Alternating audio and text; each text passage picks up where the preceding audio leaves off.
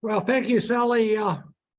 It's my pleasure to introduce Bill Doyle, who will be speaking to us about Weingarten. And for those of you who don't know, Weingarten's Children's Center was founded in 1967 by 8 families who believed their children with profound deafness could listen, speak, and learn. Over the past 5 decades, Weingarten has developed into a center of excellence with a comprehensive and highly effective cognitive curriculum implemented by qualified deaf and hard of hearing specialists and specialized speech and language pathologists. Weingarten's executive director is with us today, Bill Doyle.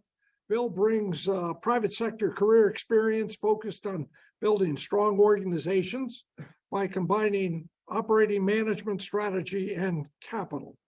He's managed organizations, served on boards of directors of for-profit and nonprofit entities, raised equity and debt capital as a fund manager, investment banker, and provided strategic and operating advice as a consultant. He holds a BSc from Princeton University and MBA from the Stanford Graduate School of Business. And Bill will be talking today about how the Weingarten Children's Center helps hard of hearing deaf children build language to be mainstreamed into public schools. And Bill, 1 second before I get you up here, Bill, several months ago, kindly offered to host another tour of Weingarten for our local members. Several of us did this pre-COVID. It's a wonderful experience to see not only the wonderful organization that Bill runs, but especially the little kids that are just heartwarming. And so we can coordinate after the meeting on possibly coming up with a date, mutually committing a date where we can make that happen. So Bill, we're looking forward to hearing from you. Mm-hmm.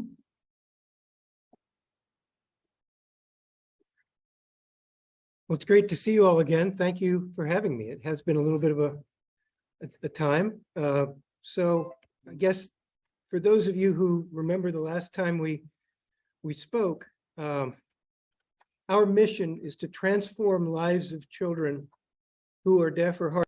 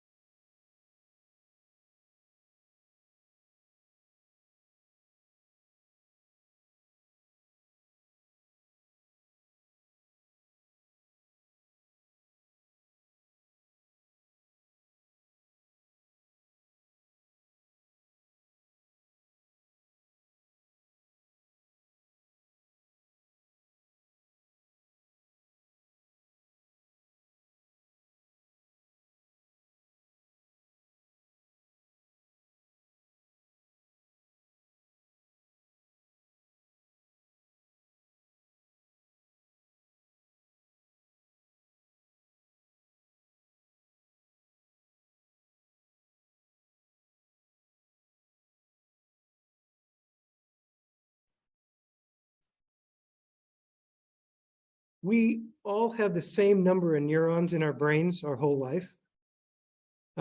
And children have 15 times as many connections between each neuron as we as adults. That's why we have to get language into children while they're young. So the 0 to 3 is when you have to start with these kids. So you're doing really sophisticated language instruction in a really intensive way to a 3-year-old, which is really what you'll see when you visit. So you start with access to sound, then you have to attach meaning to sound. The child has to then attach words to meaning and link those to ideas. And all this time, you're dealing with a child who started off deaf for a while. So in the womb or for the first 6 months, they don't have any of that. So we have to be intentional and get in their brains this process so that then they get the ideas, they turn it around and express it, which takes a while. So for a while, you're working with these children, and there's a lot going in, but nothing's coming out. So it's tricky. You'll see that for the younger kids. And then we all do this in the context of cognition. So you're teaching them to think and interpret what they're seeing and talking about as they go. Let's see. No, is this? Okay. Yeah, so when you all visited, it was sort of an amusing situation because you all came through and said, look at all those little kids with the gear on their heads. And the little kids are going, look at all those big people with the gear on their heads. It was like a moment, but it's completely different. Our mission is all about language. When you became deaf, you already had language. You're fighting access to sound, and frustrating as it is, imagine that you did that and you didn't have any language. Our mission is all about language, and access to sound is fundamental, but it's really not our primary focus. So what does it take to get language? It takes an intensive program. When I came in from the for-profit world, I said, well, what's our market share? Well, it turns out our market share is about 3%. The California schools for the deaf are about 3.5%. There's another, I don't know, 3 or 4 that are getting total communication. So about 10% of kids who are deaf or hard of hearing are getting the language intensity that they require. So they get fitted with the headgear, with could be hearing aids or it could be cochlear implants. But if they don't have language, they may as well be functionally deaf. So what happens to them? Well, they end up bumping along into this sort of special education classroom where they're not getting that level of interaction. We visited the California School for the Deaf, and it was a very interesting conversation because the superintendent said, Bill, cochlear implants don't work. I said, well, yeah, they do. He said, no, you can't tell me they do because our class size doubles from 8th to 9th grade because we get all these kids who wash out of middle school and they're 5 grades behind, and I have to try and catch them up and teach them ASL. So the kids who don't get anything are our kind of unserved market that drives us all crazy. It's hard to reach these people. There's a statistic that says they did this is not super recent, but 50% of children in the United States who finish high school, who are deaf or hard of hearing, have a 4th grade level of literacy or below. And these kids aren't impaired other than they can't hear. So there's a huge gap. So we really try to reach out to parents. The system is pretty good at giving newborns a hearing screening test and following up. California's 98, 97%. So we know who the babies are who are born deaf. But then 90% of them are born into a family where there's no other deaf member of the family. So they're in shock, they don't know what to do. So, obviously they're across the whole spectrum of socioeconomic and ethnic background. So there's a lack of information. We need to get 2 messages to these families. The first is your baby who is deaf can learn to talk. That's a big message. They don't get that. That's not obvious to them. But you also need to start early. So those are the two messages. I'd like to show you a video. So now we'll see how this Zoom thing works here. This is our website. Invite you all to take a look. I'll talk a little bit more about some of the other pieces of it, but what I'd like to try to do here is see if I can show you a video. Cochlear implant, and if I don't hear you, I'm not like ignoring you. When I went from Weingarten to mainstream, I didn't really view it as Sound coming through?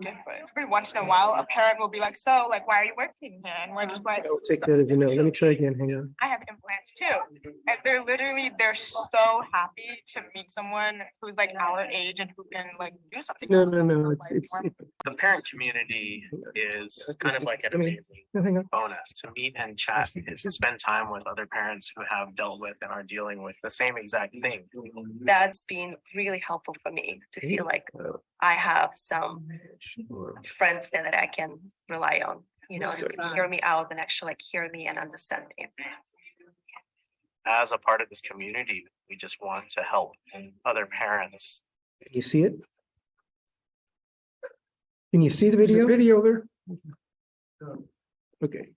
No, the video, we lost the video there too. Yeah, that's. Casting, is this mic working internally? Not very loud, but it's working. Maybe it works better now. Yes. Yeah, let me see if I can. So, Elliot, the speakers were on mute.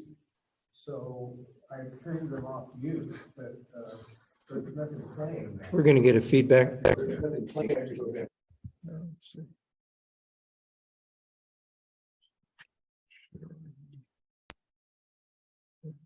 All right, let's try this. All right. ideal news. And we, at the time, we didn't know how we were going to afford it. We didn't know anything about hearing loss. The test came back. It was kind of this realization, like, this is our story. My parents have told me when they started the journey with me, they felt like there was no hope. You have this like expectation of what kind of parent you will be, what kind of child we'll have. And then when you hear those words, it's kind of like, oh, what do we do? Where do we start?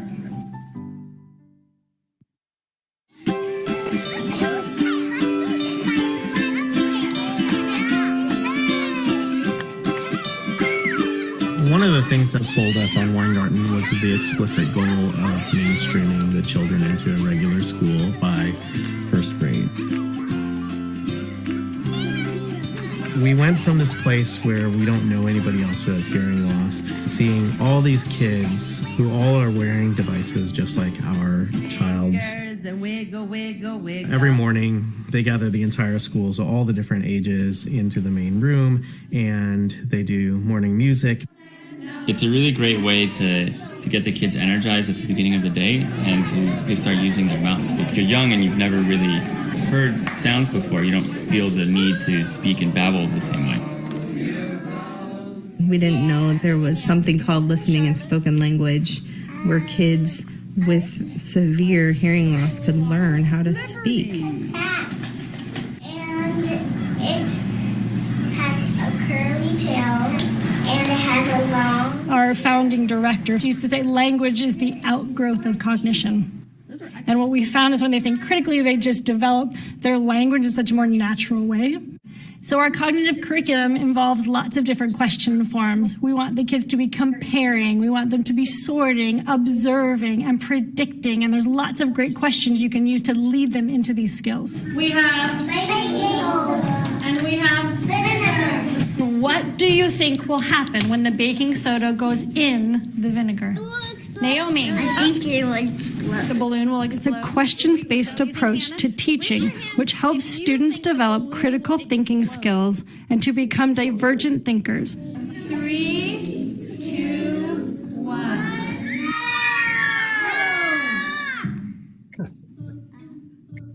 Hey, what happened? All of our students hear differently depending on what type of devices they actually have. For instance, a child with cochlear implants might hear this. Is there water in there? The vinegar and the baking soda, and together they had a reaction. And a child with hearing aids might hear it like this. Two ingredients mixed together, sometimes it causes them to have a reaction. The challenge is that cochlear implants, they kind of open the door to the hearing world, but unless you have the right tools, it's really hard to step over that door. Yes, we have the purple in the plant. No, the purple. The purple? Yeah. Does it sound good to you? Can we keep it in the middle so you both can use? Yeah. Okay, so you can tell Jack, that's a good idea. It takes intensive intervention to develop their auditory skills. Great idea, Jack. Language is the foundation of all learning and is critical for brain development. At age 3, a child has 12 times as many neural pathway connections as an adult. At around age 4, the brain starts to prune unused pathways, making learning language more difficult as a child gets older. When I was a baby, they gave me a surgery right down my ear, and it helps me hear. One of the biggest determining factors for her success today has been the early age at which she was implanted. Child who's born without hearing, they've missed a really critical time of listening, so we can't just put cochlear implants on them and put them out into mainstream and hope that they succeed. We need to catch them up to their hearing peers. 90% of children who are deaf or hard of hearing miss this early window and spend their school days in special education classes, falling progressively further behind. 50% of these children graduate from high school with a 4th grade level of literacy or below. They're all different kinds of Now, when people hear her and she's so good, they know she's deaf, but it's really hard to understand like what it took her to be here and how much harder she's working and her brain is working to be able to produce the same result as maybe a hearing peer. You kind of learn what to do at Weingarten, and then you have to actually really implement at home. Okay, I'll tell you what to get. Can you pass it to me? Okay, can you pass me some parsley? I wanted her to be able to hear me without facing her and being able to discriminate and choose the right thing. Can you pass me the carrots, please? Oh, Yeah, are they so pretty? 2. Did I ask you how many, or did I ask you if they're pretty? If it's pretty. Uh-huh. Okay, what else is in there? What's in the We are their biggest teachers. They're around us the most. You tell Rhonda good morning. Good morning. How are you, Rhonda? Our tele-intervention program, Baby Talk, currently reaches families who live too far away to commute to the school. That's good. What do you want to do with that one? Glue. Okay. The Baby Talk sessions are teaching the parents how to teach. You're going to take the glue. Narrating is totally great. You know, she's not giving it to us expressively. We can just narrate what she's doing, and it's still good language input. Does anyone have an idea how many days are going to be left after today? Wait, I add a bread in a hole. Like, 50. 70 days of school.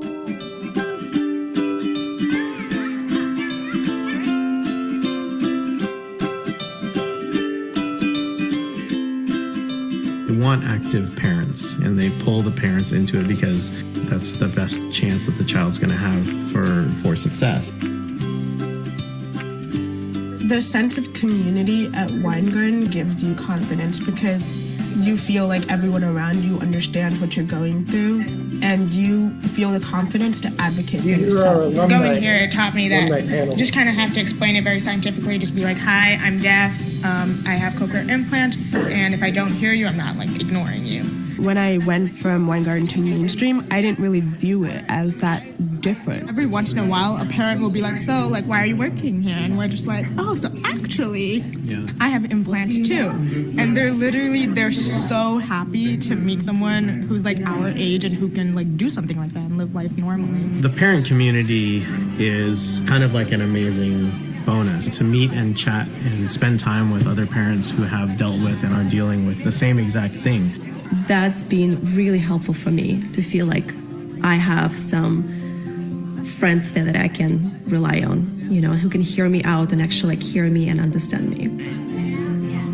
As a part of this community, we just want to help other parents find their way.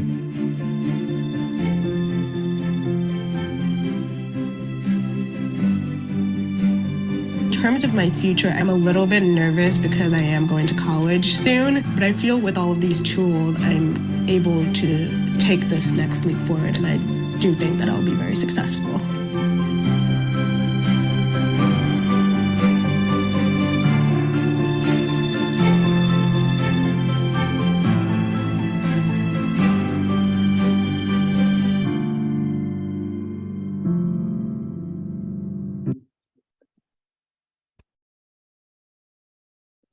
Well, thank you for sitting through the long video.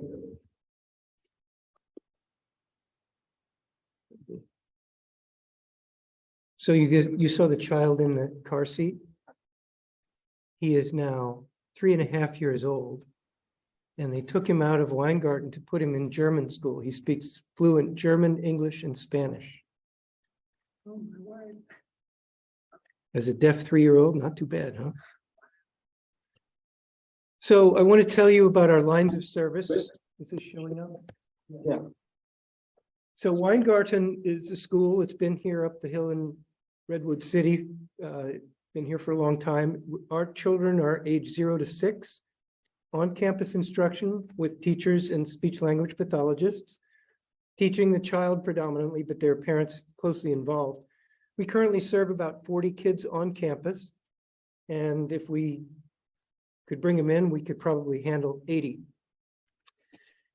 You heard him talk about Baby Talk, which is the tele-intervention program where you saw a little girl with her parents with the teletherapist by video. That's an 11-year program that we've built in partnership with Stanford Graduate School of Medicine.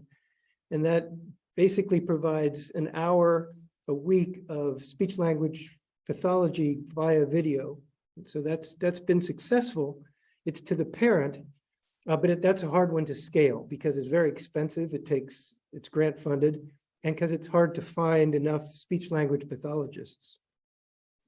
We recently added another program that takes children who are 3, 4, 5, and 6 and helps bridge them to kindergarten through remote services. And so we offer remote classes, remote therapy, and remote parent coaching. So that's a bit of a new program.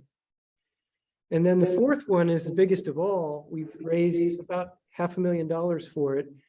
The notion is to take our cognitive curriculum and break it down into about 3-minute pieces and deliver it digitally via iPhone or laptop. And it teaches parents of babies who are 0 to 3 who are deaf or hard of hearing how to teach listening and spoken language to their children. So each lesson will have something that they're working on, an activity to work on with their child, and then tell them what they're looking for, because that's obviously sort of hard to do. So that's been in development. We've had a few successful pilots, but we expect to get our minimum product line of about 40 lessons out later this month. Fingers crossed on that. So when you look at them all together, we are trying to offer a full range of services for in-person and remote for the ages 0 to 6. The Talk to Me has potential for 2,000. We have to figure out a lot of dynamics, customer service, and outreach, and so forth. But if that is successful, we'll have a shot at reaching a lot of the families who 90% are getting anything. And in a sense, it helps because everybody out there has a laptop. They cheap Chrome pads. Everybody out there has internet. It hasn't been there long to have scale. So we're thinking we're at a good time and a good place to bring something that is really important.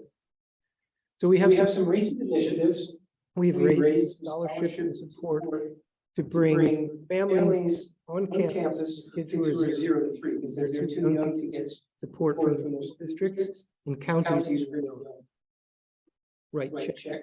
So we try to bring them in and give these families a low cost start. And we figure once they realize the benefits, and they can then work to get placed by their school district at age 3. You saw our new website. I hope you'll check it out. It has a range of resources, information. It talks about our lines of service and how they fit together. That's at foundationforhearing.org. We've created outreach and video clips. You saw one. We have some other shorter ones, and we've also created some in Spanish. And while we were creating the one in Spanish, we had one of our teachers, who's a native Spanish speaker, sit down with the mom. And so we had a mom and mom interview, and we took those clips and turned them into subject-specific clips that inform families in Spanish of certain things. What's the potential? How do you deal with people who are in the medical community that you may not feel comfortable, asking questions of, and so forth. I mentioned to you the Talk to Me coach-assisted parent learning app that, if it turns out to be successful, could be a very big deal. And really what we're doing now is we started off with Weingarten, which is a small school that's really excellent what it does. You really can see that children transform their lives. And you really realize that if they weren't there, they'd be on a completely different trajectory. And if you think about it, no one ever measures the potential that's unrealized. So it's sometimes hard to describe our value. And so what we think that our expanded digital approach can do, it can make us communicate to national funders, I hope, that what we do is we provide access to a population that would otherwise be shut out. And it's access not just because they're poor, or not just because they live in a bad place, it's also because they're deaf. And when you put all those three together, we're bringing them access to language. They can then learn to read, they can go to school and succeed. And without this, they couldn't do any of that. We're also talking to people about, well, what's exciting about EdTech? We talked to the Dean of the Graduate School of Education at Stanford, and he said, well, online learning basically took the worst parts of a classroom and stuck it on a laptop. And so we're trying to do something about that, which is why we broke it into 3-minute clips, made it interactive. And we hope, dealing with a group of families who are motivated to talk to their children. And then with national scale and growth, we're hoping that we can talk to people who have national aspirations. And so sitting in the middle of Silicon Valley, we're hoping that we can reach out to people who have built companies, applied technology, and reached large numbers of beneficiaries, which is where we hope we are. So I'm delighted to answer any questions you have, either about the school or about some of the new programs we're trying to do. So thank you very much for your time.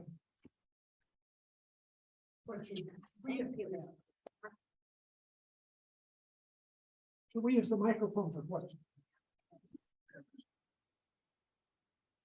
Stop sharing. Okay, this is on, the Zoomers can hear me.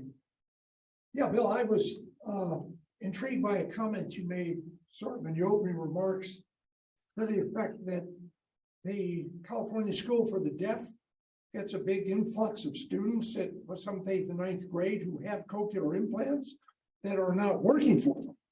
That sounds extraordinary. What's behind that? Well, these children have access to sound, but they don't ever get language. So the sound doesn't mean anything. It's just noise. And so they're sitting in a special ed classroom. They're not getting instruction on what are these ideas? How do you turn sound into meaning? And so that's the biggest difference between our population and you all. You have language. You're frustrated because you're trying to get access to sound. Well, these kids have access to sound with no language. They're functionally deaf. So even But even though they've had cochlear implants for, X number of years, they're not getting the additional training they need to benefit from. If they've never learned language, they're just hearing noise. So they basically join the world of the deaf. ASL. They do, or or they keep bumping along and they finish high school and they can read at a fourth grade level.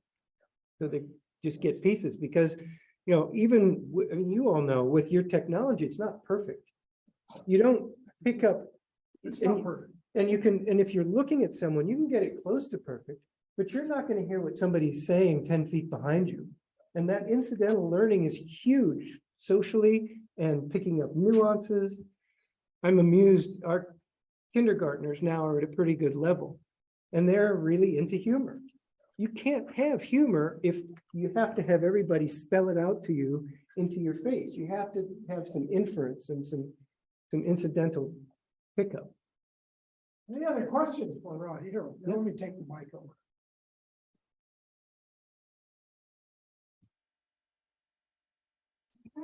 Fascinating, sound but not language. How do you, I don't understand how you translate sound into language. How did that happen? That's all the brain. And you say that hearing is really done by the brain. So you have signals that go in, but if you don't connect them to meaning. How did that happen? Well, for a hearing child, where you presumably, when you had your kids or you were kids, you have all this input and the brain makes sense of it. And you hear people talk and you connect it. But if you've had, so if even if you implant a child at 6 months, they've got 9 months of silence. So in the womb, they haven't heard anything. Then for 6 months, it's silence. Then they have sound. They've got to catch up and they need to attach meaning. You saw the one little baby who was activated that moment when she was in her mother's lap at the hospital and they turned her on and she repeated the sound. That was the first time she'd ever had input through her ears. I'm puzzled, I'm sorry, but I'm still puzzled how they can distinguish from sound to language. Well, that's what we do. You got to come see our toddler class. They repeat words, they show them objects, they interact with them, they narrate all the time so that the brain hears the repetition of links between what they see and what they hear and what they feel, and they pick it up. The 2 and the 3-year-old brain is the most amazing machine you've ever seen. Fascinating. It's only from 0 to 3. After 3, it's kind of down here. It becomes more difficult. You can do it, but if you listen to we have our alums come back to do speeches and to talk at our events. The alums who are, say, 20 years old, had inferior technology that started later, you can tell they sound like deaf people. The younger kids, 14, 10, you'd never know. You'd never know they were deaf because they started so early and those brain links were perfect. It's like learning a foreign language, same thing. One other question, and I'll give the mic away.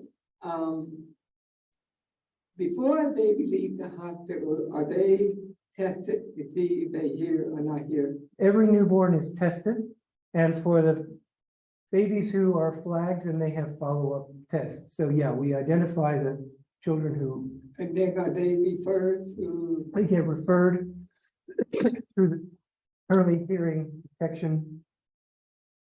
You remember the EHDI. And they have good access to technology. So there is funding for the most part for kids to get hearing aids or cochlear implants who need them. So it's not access to technology that is really a gap here, at least in California. It's rewarding to see the kid. It's incredible. I'm not from this field, so I don't know anything. I see these kids start off. Can you get in front of your computer so people can see you? Sure, I see these kids who start off and they don't have language, they don't know what's going on. A year later, they're talking and they're functioning, they're interacting, and we have a talent show and they show their talent, and it's transformational in front of my eyes, and I'm not an expert. So one of the challenges we have raising money from, say, Silicon Valley Community Foundation is we say, we make these children's lives transform. They say, well, how many kids do you have? We go 40. We go, well, we can feed 1,000, we'll go do that. So there's the magnitude of the transformation is something that Mentioned that you take 80 kids. Could you actually have 80 kids at your place? yeah, we have room You for only it. have 40 now? Yeah, I mean, you have room enough for 40 more? it would be a squeeze. Okay. But we have 6 classrooms, and then we have therapy rooms. So we could Fantastic. fit them in. You have the staff to add. We would need to add staff, right, for sure. That would be the most important. Oh, yeah. So by the time these kids who have cochlear implants in their parents sending them to the deaf school, do they have much of a chance of learning? You mean when you say deaf school, do you mean to our school, or do you mean to California School for the Deaf? Well, they will learn to sign, so they won't speak. So they'll know how to read English and they'll know how to sign, but they won't be able to speak, and they won't be able to, most of them won't be able to understand spoken English. It's too late. And here I'm being a little bit general. If a child goes and just does ASL and never does any listening and spoken language, then they probably won't ever be able to speak. They won't pick it up. And flip side is our kids, if they try to do ASL when they're a little older, they won't be as good as the kid who started at age 1.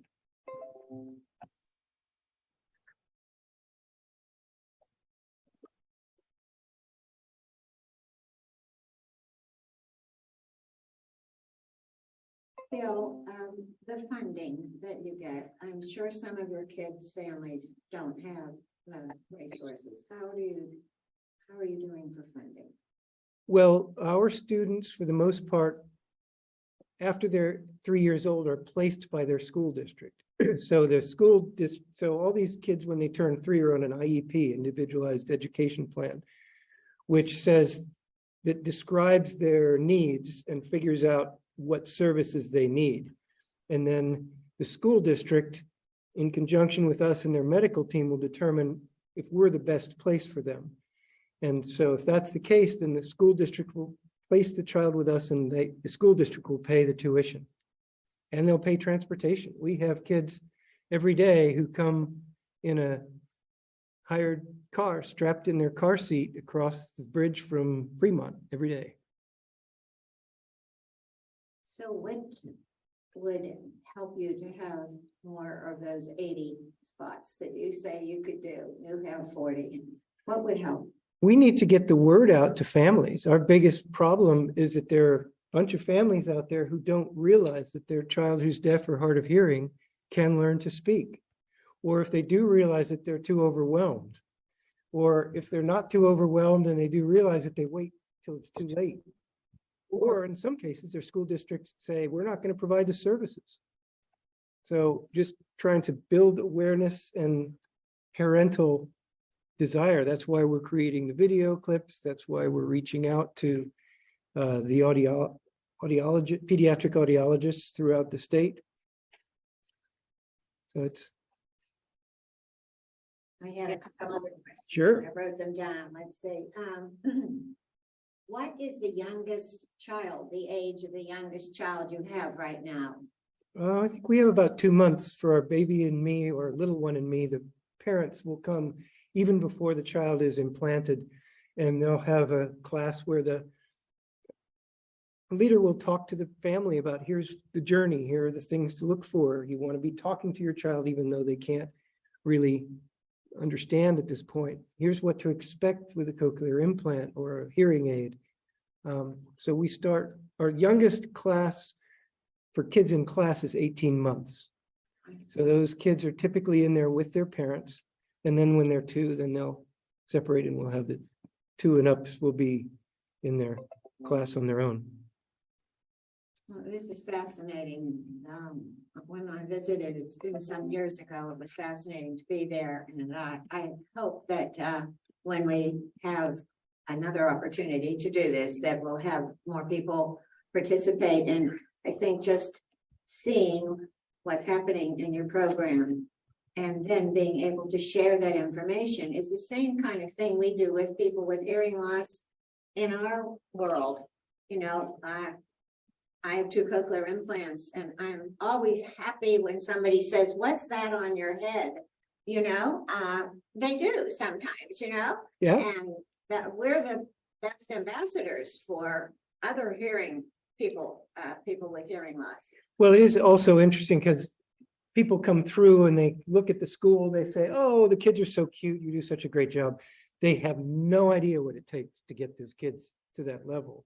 And then even if they understand and appreciate deafness like you all, you're focused on the deafness. You know how challenging it is to hear, but you have to completely step back and say, okay, suppose I didn't even have language when I got my CI. What would I be doing? That's what those kids are doing. So, you know, as next time you come, I think you will be ready to see that much more significance to what we do, because it's completely different from your experience in that regard. Yeah, I thought one additional question. What percentage of your students have CIs as opposed to hearing? It's about 50-50. And so maybe start out with hearing aids, they'll convert to CIs during the course of their. It depends on the nature of their hearing loss. We have some with bone anchored hearing aids. We have some kids with unilateral loss, just one ear, and you really lose a lot if you don't hear out of both ears. So those kids need a lot of help, and they also need, sometimes we'll get them a little later. So they really need a lot of help on the pragmatics and the cognition and some of the subtleties that they're not picking up. And then how do you deal with other kids? Because you have to have some skills if you don't hear everything. You have to be able to handle, if somebody says, what's that funny thing on your head? You got to be able to explain it in a nice way. You have to be able to know, how do you make friends? How do you get people to repeat if you don't hear things? You have to be able to advocate for yourself in class. And our kids create a YouTube video for their first grade teacher saying, I'm deaf. Here's what I need. Here's what I can do. I need to sit up front. You know, don't turn your back and talk to the blackboard or, you know, whatever it is. So they're fabulous videos. And these kids, and I've got a great picture of one of our first graders standing going through a PowerPoint, just showing about a cochlear implant. It was just a little deaf first grader telling her class about the whole deal. That's part of their life. It's not something, I mean, every kid wants to be like every other kid, but they're not. And so they own it, and that's part of what we get them ready to do. Do you think we have any, I'll be with you, Sister Ed, do you think we have any Zoom? Larry, can you tell me of any Zoom questions in chat or anything that maybe Janie could do that while we're. One other question, how old, I mean, when do you kind of like chart them, or how old is your oldest? Kindergarten. They stop at age 6. Wow. Our oldest kids are kindergartners. We send everybody off to first grade. Unbelievable. I'll just point out something and watching the kids in your school, little kids with cochlear implants, all under 6, playing just as normally and interacting with each other just as normally as you would see in any preschool. It's just incredible.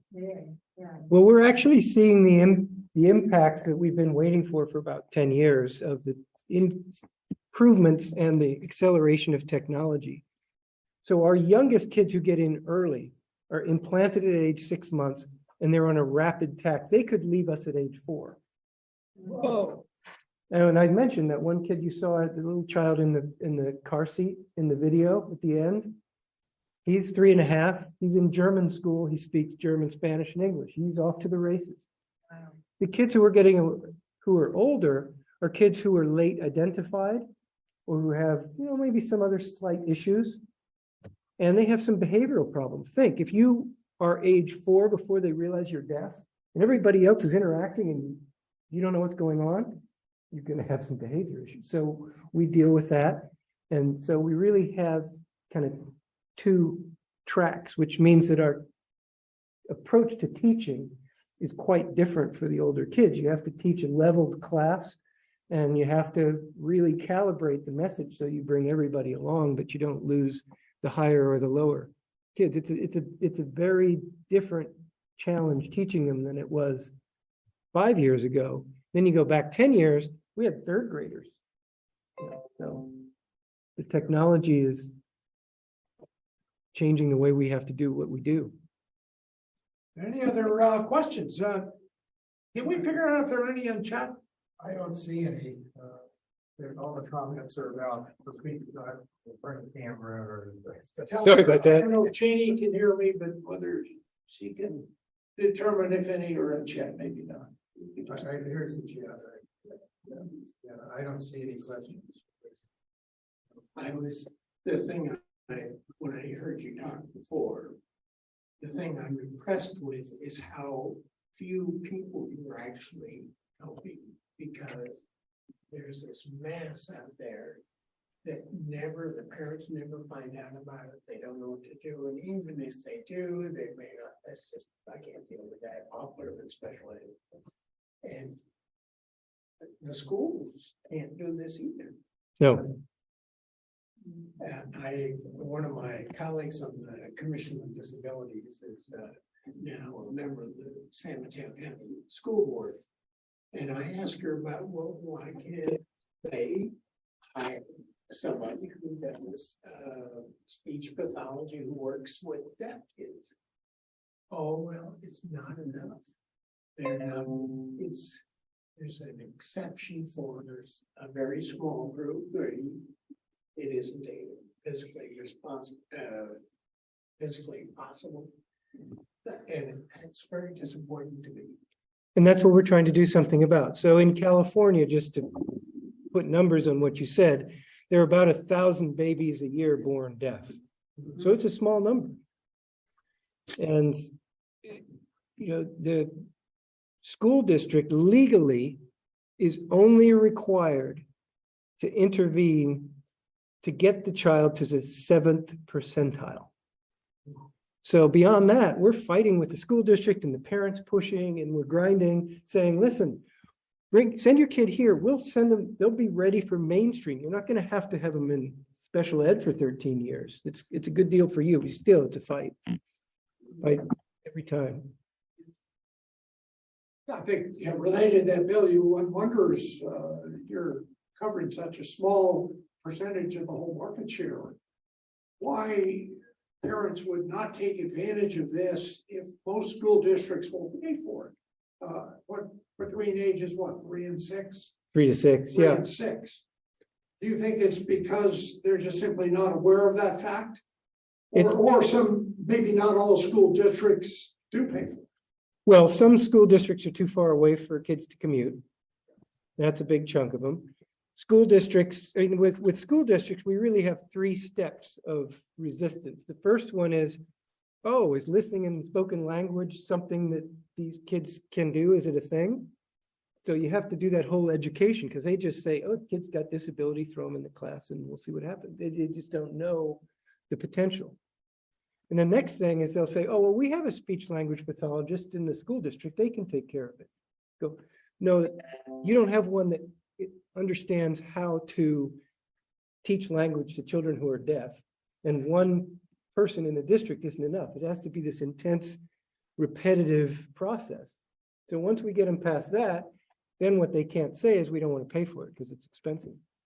So we get kids, but it's a battle. There are some school districts like Fremont that understand the benefit, and they know that we'll send these kids back ready to go. But others, in Palo Alto will never send a child to us. You've never seen a child from Palo Alto? Nope, Wow. Why would that be? because the district refuses. They just say, we're not gonna do it. We've got programs, and if you don't like them, then that's what we offer. So they think they can do a better job just with their special education resources or specialists than. No, they think they can do an adequate job and they are not willing to spend the money.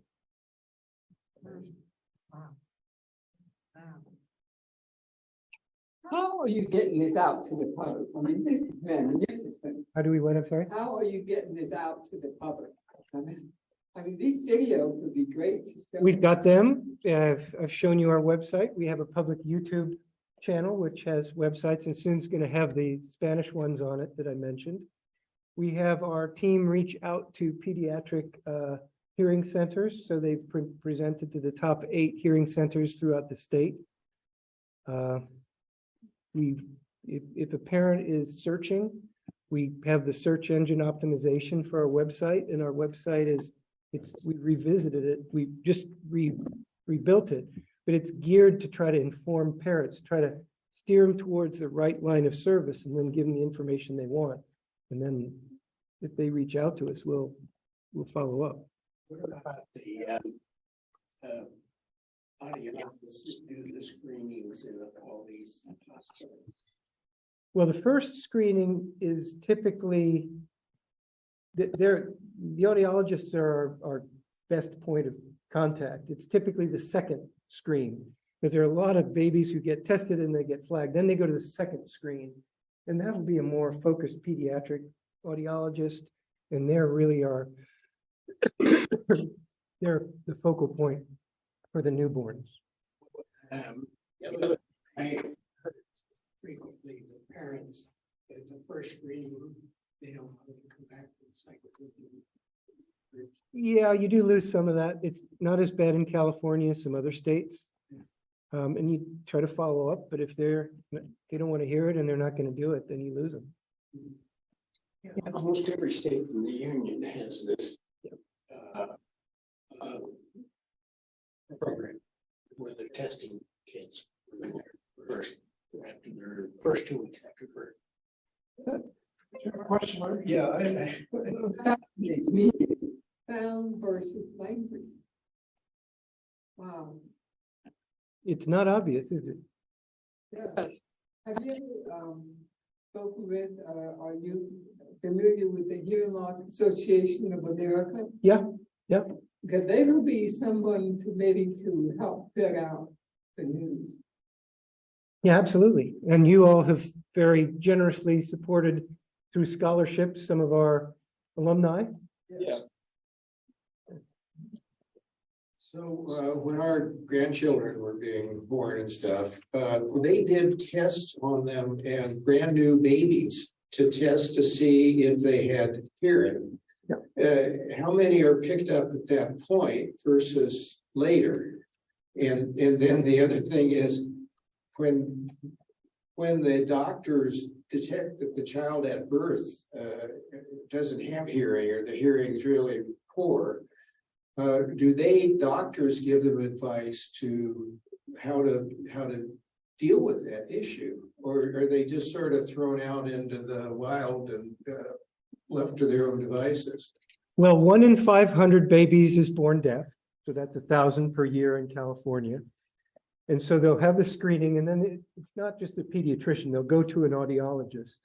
So there'll be a hearing center that will diagnose them and figure out what to do. And they'll get information. The audiologist is primarily concerned with getting them access to sound, getting them fitted.